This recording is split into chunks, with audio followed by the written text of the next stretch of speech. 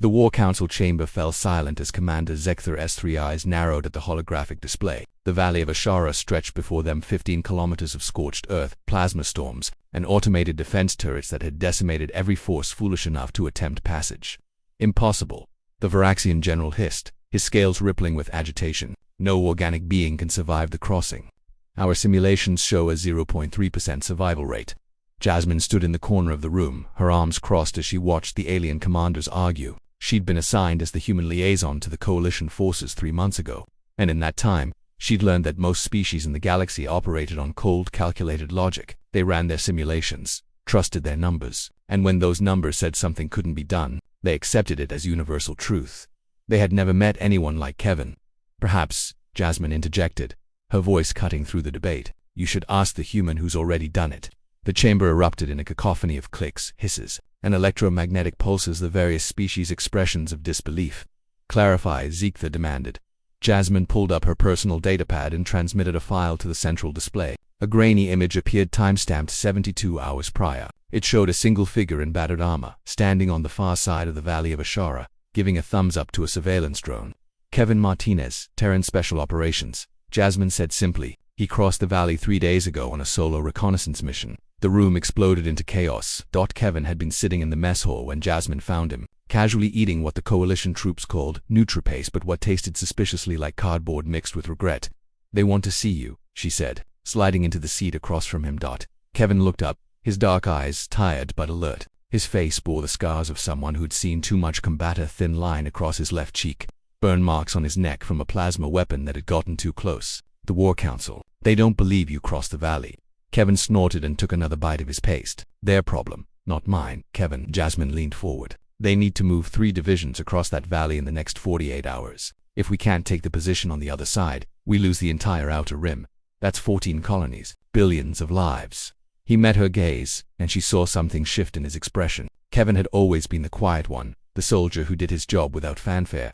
But she'd learned that beneath that calm exterior was someone who carried the weight of every mission, every life lost, as if they were personal failures. What do they want from me? He asked finally. To tell them how you did it. To lead the crossing. Kevin set down his spoon. Jasmine, I barely made it across myself. Taking 3 divisions, that's suicide. You're right, she admitted. By their calculations, it is. But their calculations also said one human couldn't cross alone. She paused. You're the variable they can't account for. 30 minutes later, Kevin stood before the War Council, feeling distinctly out of place among beings that towered over him, had multiple limbs, or existed partially in dimensions he couldn't perceive. Explain your methodology, Zektha commanded. Kevin pulled up his own recording from the crossing. The turrets have a firing pattern. Every 7.3 seconds, there's a point-a-second gap in coverage. The plasma storms follow thermal gradients. They're attracted to heat signatures above ambient temperature. The terrain has natural depressions that provide cover if you know where to look. Irrelevant, the Varaxian general interrupted. Our troops cannot move fast enough to exploit point-a-second windows. Our armor generates heat. Our numbers make stealth impossible.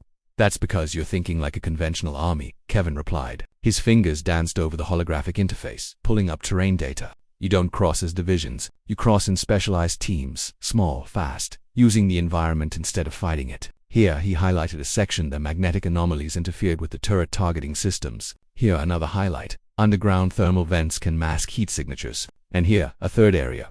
The plasma storms create electromagnetic interference that blinds their sensors for 90-second intervals. Jasmine watched as the alien commanders leaned closer, their various sensory organs focusing intently on Kevin's presentation. You chain these advantages, Kevin continued. Team Alpha uses the magnetic anomalies to advance. When they reach waypoint 2, they create a diversion, a thermal flare drawing the plasma storm and turret attention north. Team Bravo exploits the chaos to push through the vent corridor. Team Charlie waits for the electromagnetic interference window and sprints the final 2 kilometers. The mathematics, Zekthar's translator struggled to convey his astonishment. It is possible, marginally, but possible. Nothing about war is certain, Kevin said quietly, but I've learned that impossible just means nobody's been desperate enough or crazy enough to try yet. He looked around the room. Humans were both. 40 hours later, Jasmine stood in the command center, monitoring the crossing. Kevin had split the coalition forces into 60 specialized teams, each with a human advisor who'd studied his recordings. The valley that had been an impassable barrier now flowed with coordinated movement teams advancing, covering, adapting. Team 17 is taking heavy fire, an operator called out. On screen, Jasmine watched as a human sergeant made a split-second decision, leading his mixed species team through a route that wasn't on any map. Pure improvisation born from Kevin's principle. Use the environment. They made it through 60% across. Another operator reported casualties at 18%, far below projections. Ziegler approached Jasmine. Your species is either brilliantly insane or insanely brilliant. I have not determined which. Jasmine smiled, watching Kevin on the forward screen, personally leading the final push. Commander, when you figure it out, let me know. We've been asking ourselves that question for thousands of years. When the last team reached the far side of the Valley of Ashara, Kevin simply keyed his valley secured. Moving to objective, no celebration, no boasting, just a human doing what humans did best, finding a way when everyone else saw a wall. The War Council had said no one could cross the valley. They hadn't met humanity yet, and in the centuries to come, when alien cadets studied the Battle of Ashara Valley in their military academies, they would learn a fundamental truth that would reshape galactic warfare. Never tell a human something is impossible. They'll take it as a personal challenge. End.